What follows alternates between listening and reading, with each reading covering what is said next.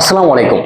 এই ভিডিওতে আজকে আমরা শিখব ইলেকট্রোপ্লেটিং কেন করা হয়, কিভাবে করা হয়। আমরা গ্যালভানাইজিং জেনেছো, এটা প্রয়োজনীয়তা কি। অর্থাৎ তুমি যদি এক টুকরো লোহাকে তোমার বাসায় রেখে দাও, কয়েকদিনের মাঝে দেখবে, হ্যাঁ, নির্দিষ্ট একটা সময় পর দেখবে মরিচা সৃষ্টি হয়েছে, তার উপর মরিচা পড়েছে। এখন যেহেতু লোহা একটা সক্রিয় ধাতু, আমরা সক্রিয়তা সিরিজ জানি, তাই না?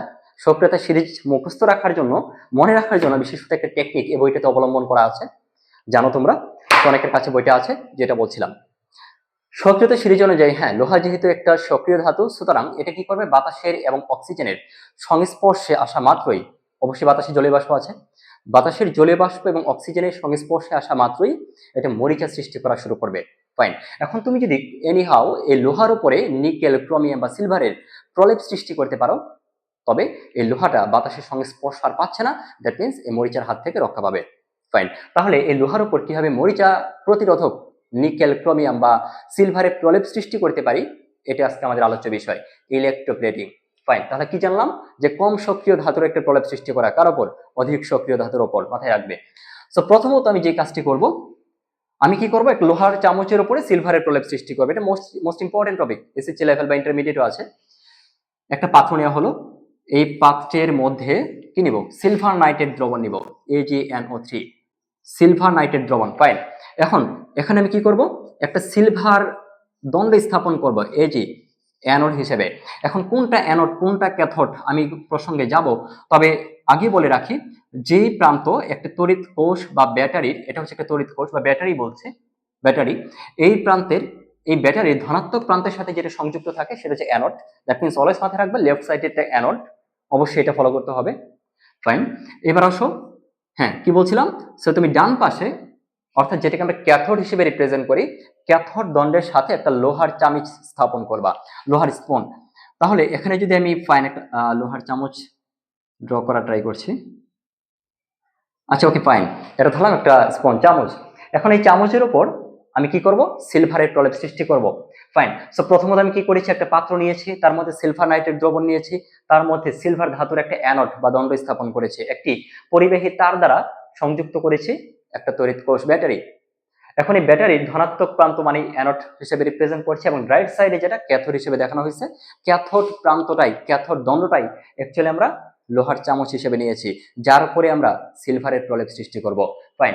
সো প্রসিডিউরটা কি, এই যে সিলভার নাইট্রেটটা নেওয়া হয়েছে, সিলভার নাইট্রেটটা আয়নে বিশ্লেষিত হয়ে যাবে, ভেঙে যাবে, সিলভার নাইট্রেটটা বিশ্লেষিত হয়ে যাবে, ভেঙে যাবে, কি হবে, silver positive plus nitrate negative.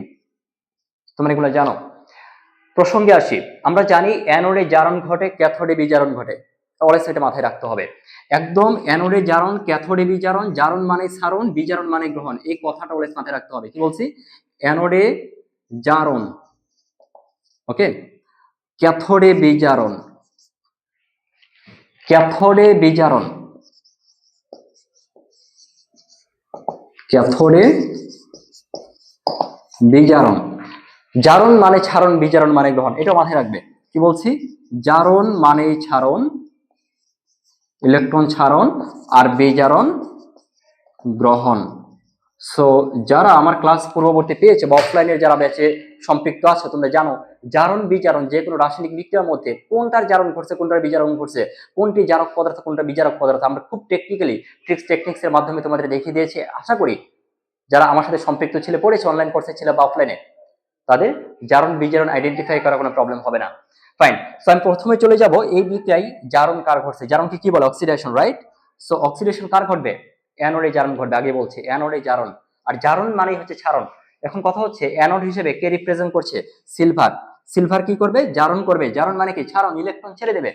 কয়টা ছাড়বে, কারণ সিলভার একটা ইলেকট্রন দান করতে পারবে, সিলভারের জারণ মান +1, ডান।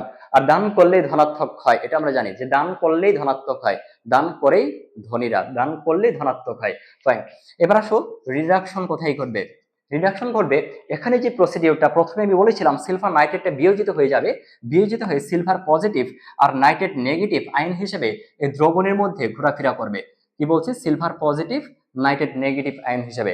এখন এই যে সিলভার একটা ইলেকট্রন দান করলো, এই দানকৃত ইলেকট্রনটা কোথায় যাবে, এই তড়িৎ দাঁড়বে, সোজা কথা এই কি তড়িৎ সুপরিবাহী তার বেবে যখন এই প্রান্তে ইলেকট্রনটা যাবে, ইলেকট্রন ফ্লো হওয়া মাত্র, ইলেকট্রনটা ক্যাথোড দণ্ডে যাওয়া মাত্রই এই ক্যাটায়নটা এই ক্যাথোড কর্তৃক আকৃষ্ট হবে। মাথায় রাখবে ক্যাটায়ন কোনটা, পজিটিভ আয়ন, তাই না? সো ক্যাটায়নটা ক্যাথোড কর্তৃক আকৃষ্ট হয়, এটা হচ্ছে ক্যাথোড, এটা হচ্ছে অ্যানোড। সো ক্যাটায়নটা ক্যাথোডে যাওয়া মাত্রই সে ইলেকট্রন গ্রহণ করে চার্জ মুক্ত হবে।